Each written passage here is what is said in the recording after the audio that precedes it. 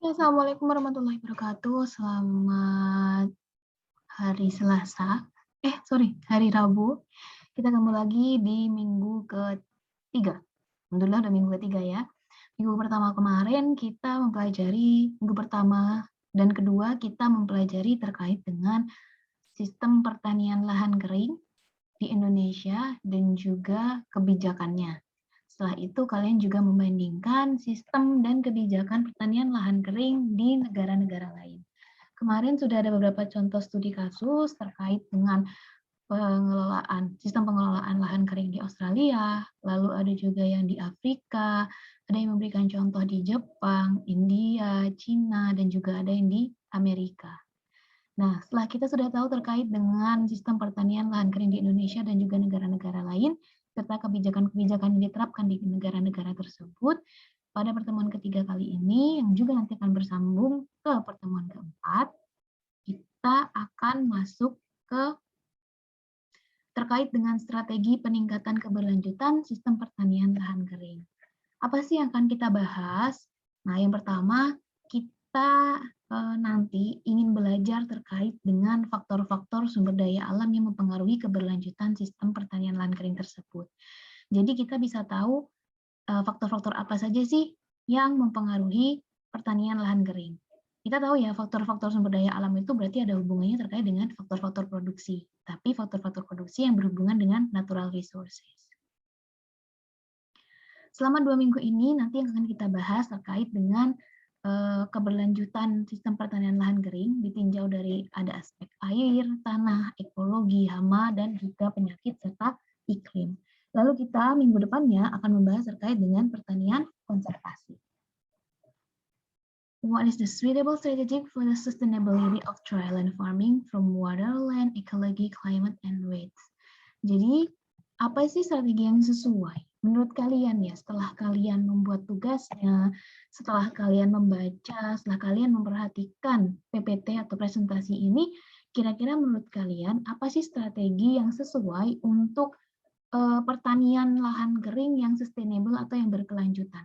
Kalau ditinjau dari aspek airnya, aspek lahannya, aspek ekologinya, aspek iklimnya, dan juga terkait dengan hama penyakit tanamannya. Nah, salah satu faktor produksi atau faktor sumber daya alam pertama yang mempengaruhi keberlanjutan suatu pertanian lahan kering itu adalah lahan. Yang mana lahan ini hubungannya dengan tanah. Tidak hanya tanah juga, terkait juga dengan faktor-faktor pembentuk lahannya, iklim yang mempengaruhi lahan tersebut. Nah, berikut akan diberikan contoh terkait dengan hasil penelitian lahan di wilayah Sumatera dan juga di wilayah Jawa. Di wilayah Sumatera sendiri, itu tanahnya terbentuk dari berbagai macam bahan, tapi ada juga yang terkait dengan endapan bahan organik atau gambut, ada aluvium, ada juga sedimen, bentukan dari batuan-batuan sedimen, lalu terkait dengan hasil dari batuan vulkan muda dan tua yang merupakan hasil dari letusan gunung, lalu ada juga terkait dengan batuan intrusi vulkan dalam bentuk granit atau granulioid. Yang mana kondisi iklim di Sumatera itu curah hujannya termasuk tinggi. Jadi iklimnya umumnya adalah basah. Kecuali kalau wilayah Aceh itu di bagian timur termasuk agak kering. Nah, selanjutnya adalah terkait dengan lahan berdasarkan hasil penelitian di daerah Jawa. Nah, terbentuk dari batuan induk yang kondisi iklimnya cukup basah dan agak kering, terutama di pantai utara. Nah, kayak seperti di Madura, itu kan salah satu wilayah yang berada di sebelah utara. Sehingga apa? Sehingga kita bisa lihat bahwa kondisi iklimnya cenderung kering. Nah, di Jawa itu tidak dijumpai hamparan gambut. Jadi memang tidak pernah ya, jarang sekali ada lahan gambut di Pulau Jawa. Biasanya lahan gambut banyaknya seperti di Sumatera ataupun di Kalimantan, itu banyak lahan gambut. Nah, kalau di Sulawesi sendiri seperti apa? Mungkin kalian bisa ceritakan, lahan seperti apa sih yang paling banyak di Sulawesi? Nah, kalau di Jawa sendiri, ternyata lebih banyak hamparan lahan sawah irigasi dan juga tak ada hujan. Nah, bagaimana dengan keadaan tanah di wilayah lain seperti Kalimantan, Sulawesi, Maluku, dan Papua berdasarkan hasil penelitian? Nah, berikut ini adalah bagaimana nutrien itu masuk ke dalam tanah. Nah, ini bagi adik-adik yang sudah mempelajari terkait dengan agronomi mungkin lebih paham ya daripada saya. Nah, yang hitam ini terkait dengan hal-hal organik yang masuk ke dalam tanah. Di situ ada kegiatan tukar menukar, dalam artian tukar menukar terkait dengan apa namanya, tukar menukar terkait dengan apa, unsur hara, dan juga terkait dengan absorpsi atau penyerapannya. Biasanya yang diserap oleh tanah itu terkait dengan ada air hujan, lalu ada penyubur, ada juga mineral-mineral. Nah, yang membuat tanah itu tidak baik atau yang membuat kerusakan pada tanah itu adalah adanya volatilisasi. Volatilisasi baik dalam bentuk air maupun unsur haranya, lalu adanya pencabutan tanaman yang tidak dengan cara yang benar, lalu mikroorganisme yang membusukkan unsur-unsur hara yang ada dalam tanah, lalu ada erosi dan ada juga pencemaran melalui air sampah atau leachate.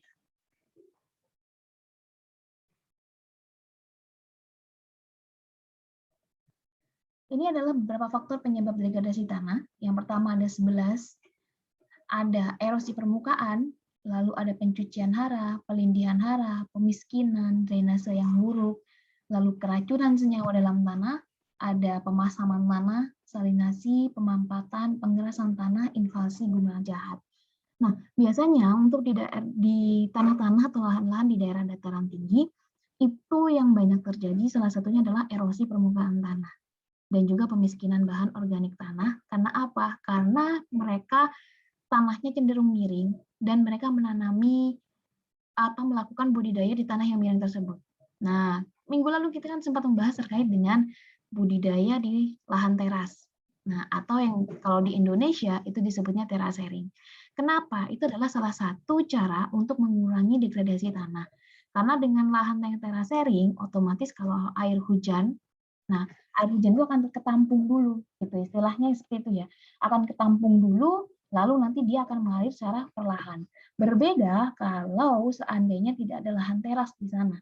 Kenapa? Nanti air hujan yang jatuh itu cenderung untuk menggerus, cenderung untuk langsung jatuh dan mengerosi apapun yang ada di permukaan tanah. Sehingga apa? Sehingga itu akan menimbulkan selain erosi, menimbulkan pemiskinan bahan organik tanah karena semakin banyak air yang jatuh ketika itu, terutama ketika musim hujan, itu akan menggerus unsur hara yang ada di dalam tanah.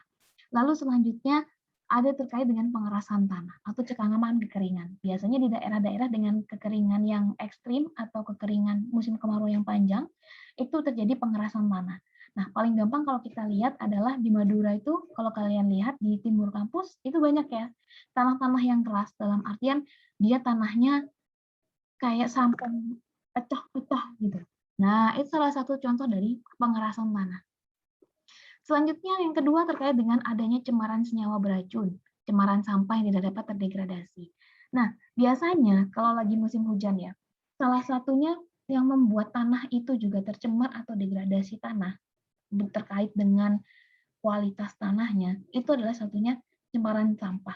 Bukan hanya sampah yang ada di atas tanah, tetapi air yang terkontaminasi oleh sampah. Contohnya seperti apa? Kalau seumpamanya ada sampah, terus hujan, air hujan itu menggenangi sampah itu, lalu air hujannya mengalir, itu adalah salah satu bentuk dari cemaran juga.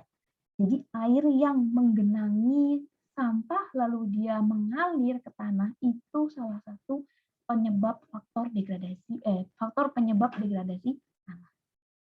Selain itu ada penambangan lapisan tanah untuk bahan bata. Jadi biasanya tanah-tanah bagian atas itu dibuat untuk salah satu bahan untuk membuat batu bata. Nah, walaupun tanah sawah itu dianggap memiliki kemampuan untuk memperbarui sifat-sifatnya dengan perlakuan yang usaha tani intensif, tetapi gejala-gejala kelelahan tanah sawah dicirikan rendahnya aktivitas mikroba, rendahnya kandungan bahan organik, dan menurunnya efisiensi serap hara oleh tanaman yang mulai terjadi. Jadi seperti ini, adanya degradasi lahan itu bukan hanya terjadi di lahan pertanian kering atau lahan kering, Mengapa? Kalau lahan kering, memang kita tahu dari awal bahwa lahan kering itu membutuhkan effort yang lebih tinggi dalam hal pengelolaan. Karena memang di situ unsur haranya memang tidak sebanyak lahan-lahan sawah pada umumnya, lahan sawah pada hujan, lahan sawah basah. Namun bukan berarti lahan-lahan sawah yang pada umumnya yang sering dialiri atau yang memiliki pengairan yang cukup, bukan berarti mereka tidak memiliki bukan berarti kita terus tidak memiliki batasan dalam unsur hara tanahnya, sehingga kita tidak memikirkan terkait dengan keberlanjutannya. Kenapa? Karena tetap akan terjadi yang namanya degradasi. Degradasi kualitas lahan apabila kita tidak melakukan upaya-upaya tertentu. Kenapa? Karena ibaratkan gini, kalau kalian mengingat terkait dengan kurva produksi, nah, ada 3 wilayah di kurva produksi. Wilayah pertama adalah ketika dia mulai naik, ya kan? Ketika dia mulai naik, itu adalah tidak efisien di situ kan. Tidak efisien di situ. Lalu dia di wilayah 2 dia mulai naik sampai pada titik puncaknya. Yang mana ketika dia ada titik puncak, itu output yang dihasilkan pun adalah output yang maksimal. Tetapi setelah itu, apabila kita menambahkan input yang lebih banyak di sana, justru dia output-nya akan menurun. Kenapa? Nah, di situ sudah terjadi yang namanya kejenuhan. Begitupun juga dengan yang namanya tanah. Kalau kita menggunakan tanah terus-menerus tanpa kita melakukan upaya intensifikasi atau ekstensifikasi untuk memperbarui kualitas tanah tersebut, otomatis tanah itu akan akan lelah. Jadi mikroba-mikroba, mineral-mineral yang di sana itu juga akan tergerus habis. Nah, contohnya ada contoh empiris di pertanian lahan sawah di Banten dan di Lampung, yang mana tanah memerlukan pengairan yang lebih banyak, dosis pupuk yang lebih tinggi, dan lapisan lumpur yang lebih dangkal. Nah, itu kenapa? Itu salah satu contoh dari gejala kelelahan tanah. Nah, kekhawatiran akan terjadinya tanah sakit akibat oleh penggunaan pupuk anorganik dosis tinggi secara menerus-menerus dan tidak digunanya pupuk organik. Jadi seperti ini, terkadang kan kita merasa bahwa budidaya di bidang pertanian itu adalah budidaya yang tidak yang sejalan dengan kelestarian atau environment sustainability. Dalam artian, ya tidak mungkinlah yang namanya pertanian itu mencemarkan. Nah, tetapi harus kita pahami bahwa ada input-input pertanian yang memang bukan berasal dari bahan-bahan organik atau berasal dari bahan-bahan kimia. Terkadang kita ada beberapa mungkin yang sadar bahwa kalau kita menggunakan pupuk dalam dosis tertentu, kita harus menggunakan pupuk dalam dosis tertentu. Untuk apa? Untuk menjaga supaya faktor produksi yang kita miliki itu tetap terjaga kualitasnya. Namun kan terkadang kita ingin mendapatkan hasil yang lebih cepat, ingin mendapatkan hasil yang lebih instan, ingin mendapatkan hasil yang lebih banyak. Nah, sehingga apa? Sehingga penggunaannya itu tidak terkontrol. Nah, akibatnya apa? Justru dengan penggunaan pupuk dengan dosis yang tinggi terus-menerus tidak sesuai dengan takarannya, itu akan merusak tanah, akan mengurangi kualitas dari tanah tersebut, akan menyebabkan lahan terdegradasi. Nah, sehingga apa? Oke, memang pupuk-pupuk organik atau hal-hal yang organik itu membutuhkan proses yang lebih panjang dibandingkan anorganik. Ibaratkan lebih top tier lah kalau yang anorganik ya dibandingkan yang organik. Tetapi memang kita harus menyelaraskan dengan penggunaan yang organik. Untuk apa? Yaitu tadi untuk mengurangi gejala kelelahan pada tanah, terjadinya tanah sakit, untuk menjaga kualitas dari tanah tersebut. Nah, ternyata adanya kelelahan tanah ini juga mendapatkan perhatian ya dari LSM yang bergerak di bidang lingkungan. Tindakan koreksi yang dilakukan adalah praktik pertanian input organik untuk menjaga dan memulihkan kesuburan serta kesehatan tanah. Sehingga diterapkan secara terbatas bagi pemenuhan konsumen khusus, pertanian input organik itu dapat dianjurkan. Nah, tetapi memang tidak semua pertanian input organik itu diterapkan secara massal. Kenapa?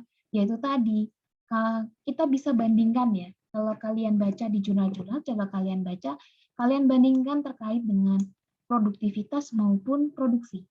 Produksi dan produktivitas antara pertanian dengan input organik maupun input anorganik. Contohnya, padi organik dengan anorganik itu bagaimana sih terkait dengan pendapatannya, terkait dengan produktivitasnya, terkait dengan produksinya, itu coba dibandingkan. Walaupun sebenarnya memang penerapan organik atau penggunaan input organik itu memang sangat disarankan. Karena apa? Karena untuk menjaga kelestarian alam, untuk mengurangi yang adanya tanah kekeringan, tanah erosi, tampaknya tanah yang rusak ya, yang merusak kualitas dari lahan tersebut. Namun memang kalau untuk memenuhi kebutuhan manusia yang banyak ini, kita harus memikirkan kembali apakah memang pertanian organik ini adalah pertanian yang memang sesuai, yang memang cocok untuk memenuhi kebutuhan pangan. Nah, sehingga apa? Sehingga harus diimbangi dengan yang adanya teknologi. Penerapan teknologi revolusi hijau ramah lingkungan merupakan pertanian modern, ekologis, dan konservatif. Dari minggu depan kita membahas terkait dengan pertanian konservatif. Seperti antara lain teknologi revolusi hijau lestari yang merupakan opsi yang lebih rasional. Jadi pada intinya upaya untuk mengurangi degradasi lahan, untuk mempertahankan kualitas lahan itu sendiri bukan hanya dengan menerapkan pertanian organik saja, namun juga harus diiringi dengan teknologi yang ramah lingkungan, teknologi yang seiring dengan kelestarian lingkungan. Kenapa? Karena ditakutkan dengan adanya teknologi itu justru semakin merusak yang namanya merusak merusak faktor-faktor produksi dari budidaya tersebut. Sekarang saya mau tanya deh sama kalian. Menurut kalian, traktor itu baik atau tidak? Terlepas dari bahwa dengan jumlah lahan tertentu, traktor itu efisien. Namun, adakah efek samping dari penggunaan traktor, terutama bagi tanah? Nah, konservasi tanah. Apa sih konservasi tanah? Penempatan tiap bidang tanah pada cara penggunaannya sesuai dengan kemampuan tanah dan memperlakukannya sesuai dengan syarat-syarat yang diperlukan agar tidak terjadi kerusakan tanah. Itu adalah konservasi tanah. Jadi, sudah menjadi harus mulai diterapkan di pertanian kita terkait dengan konservasi tanah. Jadi bukan hanya memanfaatkan tanah, mengambil unsur haranya, tetapi juga bagaimana kita bisa mengelola tanah tersebut sehingga unsur haranya tetap selalu ada, tanah tetap baik, tanah juga tetap baik. Tujuannya yaitu mengendalikan laju erosi, namun efektivitas persyaratan dan kelayakan untuk diterapkan sangat berbeda. Nah, untuk konservasi yang lebih vegetatif itu bisa diterima. Kenapa? Karena penerapannya relatif mudah, biayanya murah, mampu menyediakan tambahan hara bagi tanaman dan menghasilkan hijauan pakan. Oke, bentar ya. Nah, itu tadi terkait dengan lahan. Jadi, lahan itu bukan sesuatu. Kalau kita belajar terkait ekonomi sumber daya alam dan lingkungan, mungkin nanti ada yang ini ya, belajar terkait ekonomi sumber daya alam dan lingkungan. Ada beberapa ahli yang menyatakan bahwa tanah itu bukan sumber daya alam yang tidak dapat diperbarui. Bukan sumber daya alam yang dapat diperbaiki. Jadi ada yang namanya di ekonomi sumber daya alam itu ada tiga pembagian sumber daya. Yang pertama itu adalah terkait dengan sumber daya alam dapat diperbarui, sumber daya alam tidak dapat diperbarui, dan sumber daya alam biologis. Yang mana sumber daya alam biologis ini adalah sumber daya alam yang dapat diperbarui, namun pada titik tertentu itu akan menjadi sumber daya alam yang tidak dapat diperbarui. Salah satunya apa? Salah satunya adalah tanah. Sehingga memang dibutuhkan yang adanya konservasi tanah. Kenapa? Jika tidak ada konservasi tanah, jika tidak ada kegiatan konservasi tanah, bukan tidak mungkin pada suatu saat kita akan mengalami yang namanya kelangkaan tanah. Kelangkaan tanah ini bukan berarti tanahnya sudah dibanguni bangunan-bangunan besar, gedung rumah, bukan. Tetapi tanah yang memiliki kualitas yang mampu untuk menghasilkan tanaman yang output yang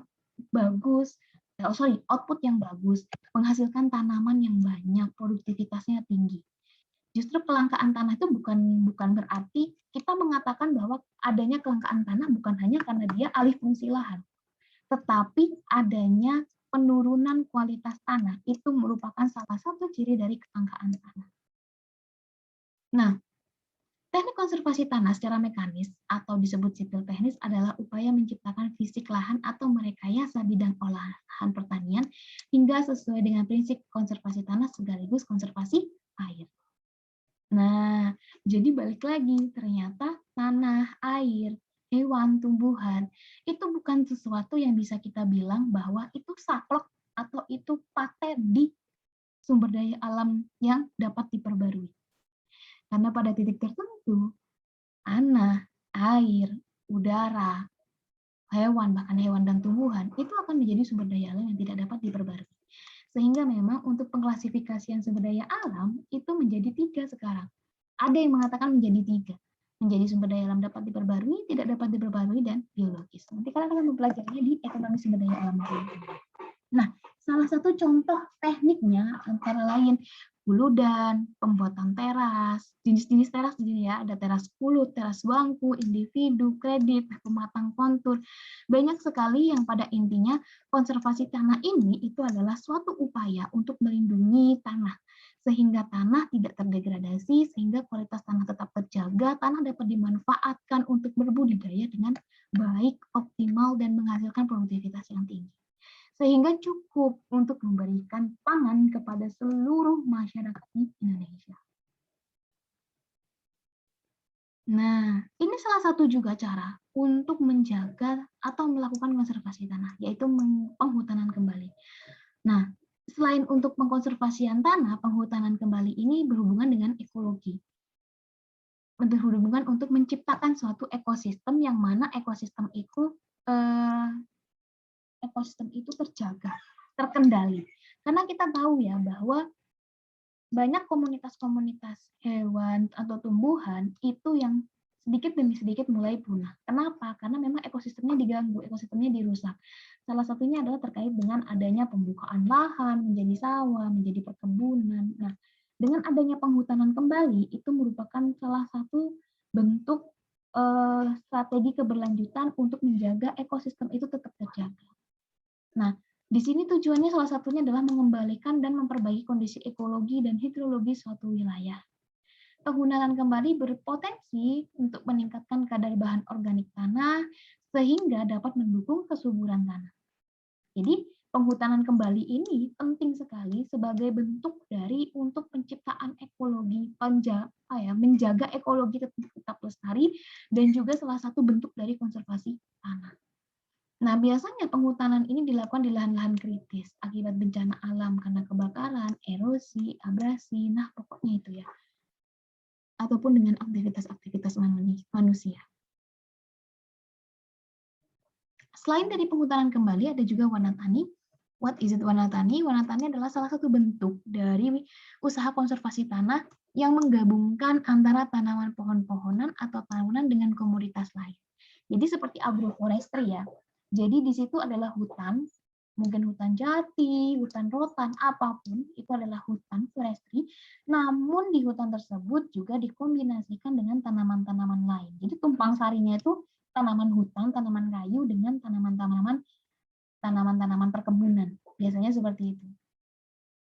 Kalau di daerah Wonosalam, di Jombang, mungkin ada yang dari Jombang, di Wonosalam itu ada agroforestry yang mana mereka menanam jati ditumpang sarikan atau dipadukan dengan cengkeh, dengan dengan kopi, ada juga terkait rotan, mahoni itu dengan tanaman-tanaman durian. Banyak ya kalau di daerah Wonosalam itu banyak yang seperti itu. Nah, penggunaan tanaman tahunan mampu mengurangi erosi lebih baik daripada tanaman komoditas pertanian khususnya tanaman semusim. Jadi pada intinya tanaman tahunan seperti tanaman-tanaman pohon atau tanaman-tanaman berkayu yang memang tanaman-tanaman khusus untuk tanaman hutan itu memang lebih baik untuk menahan erosi. Kenapa? Karena kan penyerapannya mereka menyerap unsur hara, mereka menyerap air itu lebih banyak dibandingkan tanaman musiman. Nah, tanaman semusim memberikan efek penutup dan pelindung tanah yang baik dari butiran hujan yang mempunyai energi perusak. Jadi sebenarnya penggabungan keduanya itu simbiosis mutualisme. Dengan adanya tanaman hutan, tanaman berkayu atau tanaman tahunan tadi, itu bisa mengurangi yang namanya erosi.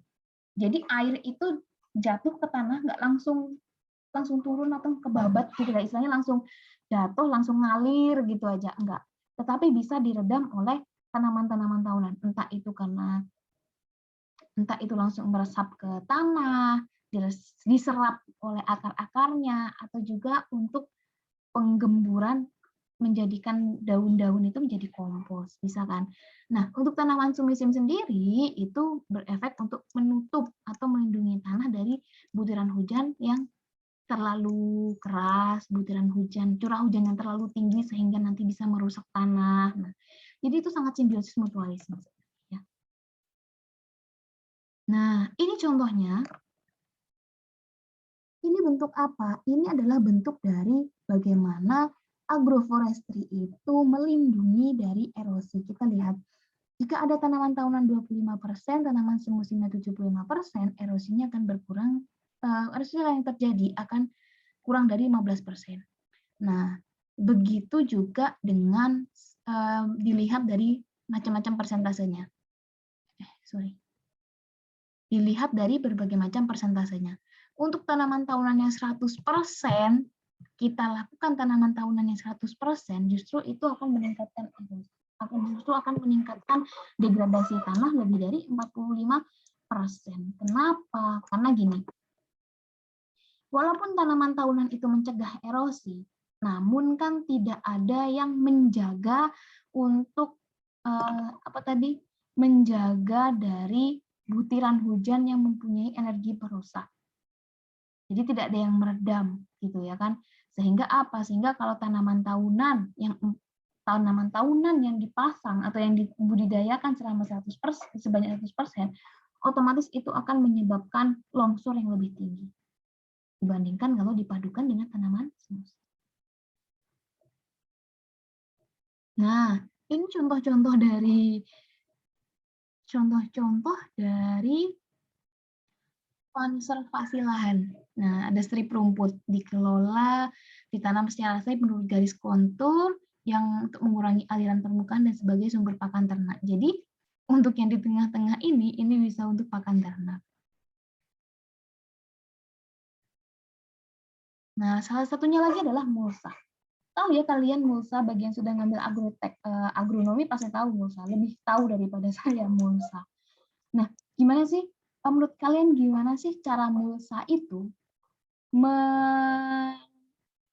mengurangi degradasi lahan?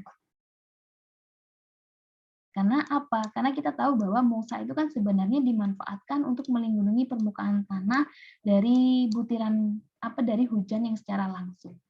Karena apa? Kalau hujan yang curahnya terlalu tinggi, itu kan bisa merusak kontur tanah ya.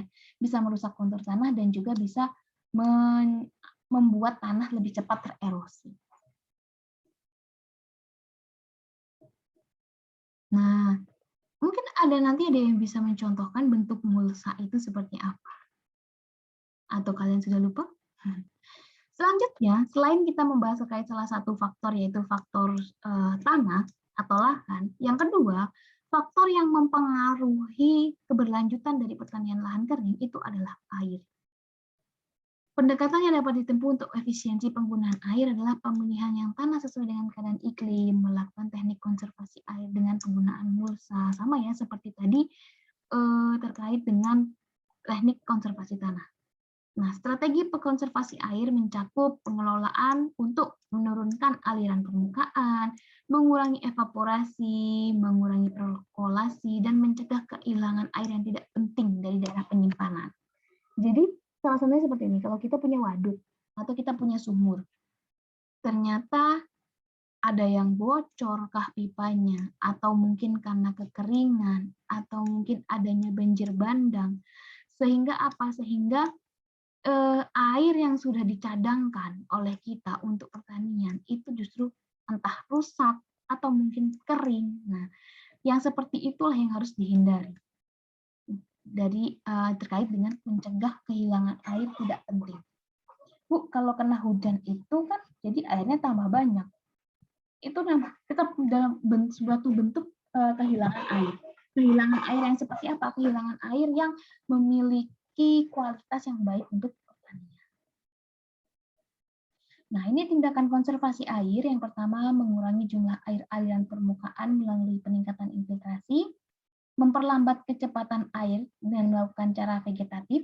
Yang tadi contoh terkait dengan ada tanaman musiman, ada tanaman tahunan, itu juga merupakan salah satu cara modifikasi tanaman tahunan dan musiman tadi ya. Salah satu cara untuk memperlambat kecepatan aliran air. Sehingga apa? Sehingga konservasi air dan konservasi tanah terjadi. Lalu yang selanjutnya adalah pemeliharaan sumber daya air dan panen hujan. Beberapa teknik konservasi tanah yang dapat diterapkan dalam upaya pemanenan air hujan dan aliran permukaan, pembuatan saluran resapan, mulsa vertikal, embung, rorak, dan juga sistem drainase.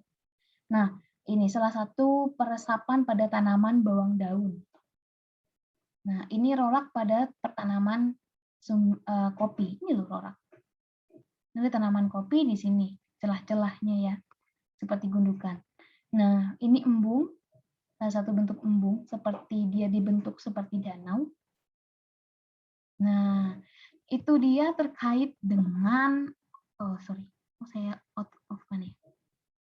Itu dia terkait dengan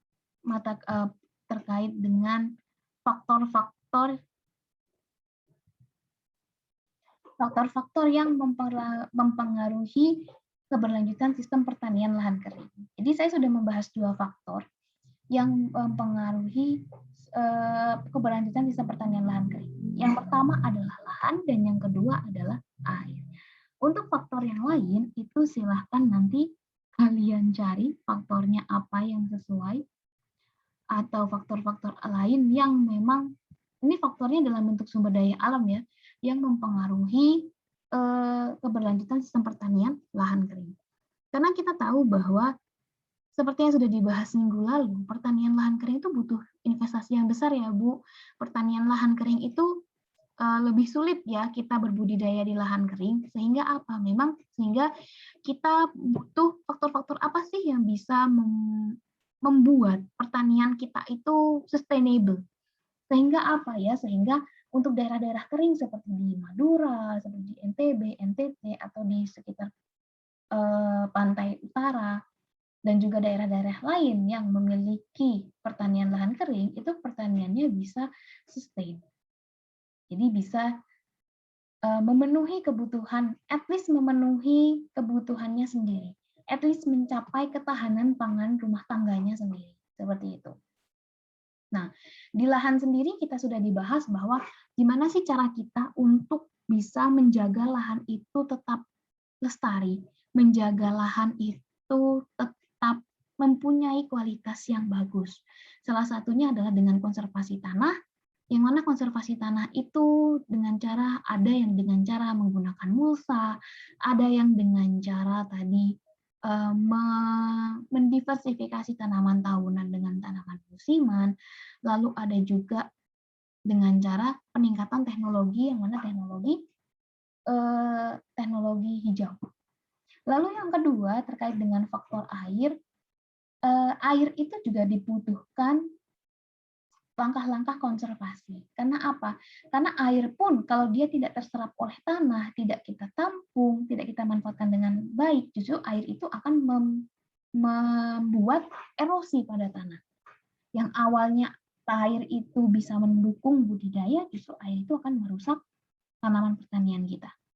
Nah, itu yang sudah kita bahas di pertemuan kita pertiga ini terkait dengan faktor-faktor sumber daya alamnya.